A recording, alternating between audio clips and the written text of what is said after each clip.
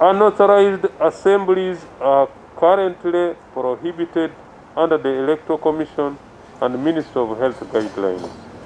Oluvannyuma nga kampeyini ziyingidde olunaku olw'omwenda, ekiwandiiko kifulumiziddwa olwaleero nga kiraga engeri ebitongole ebikuumaddembe bwe bigenda okunywezaamu enkola okulaba nga bawanirira obukuumi mu kampeyini ezigenda mu maaso, nga kino kifulumiziddwa aduumira poliisi ya Uganda John Martin Okoth Ochola. Kiriko omukono gwa Inspector General Police Mr. John Martin Okoth Ochola nga kifulumizibwa olwaleero ng'alaga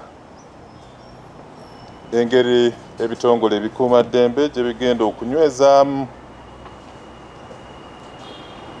enkola ey'okulaba nti bawanirira ebyokwerinda n'obukuumi mu kampeyini zino ezigenda mu maaso. Enanga asinzidde ku Media Center hano mu Kampala ng'agamba nti akakiiko k'ebyokulonda kafulumya amateeka agali amagolokofu obulungi, naye ate abamu ku beegwanyiza entebe y'obukulembeze tebagagoberedde, ekibaleetedde okufulumya amalala. Newankubadde enteekateeka za Electoral Commission ezaafulumizibwa zaali mu bulambukulufu nnyo, tweyongera okulaba bannakandidate abagenda mu maaso n'okukunga abantu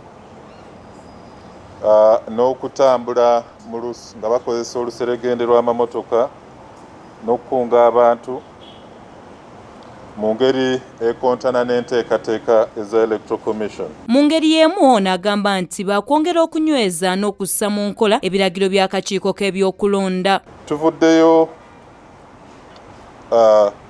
n'amaanyi amapya ge tugenda okwongeramu okulaba nga tukuuma enkola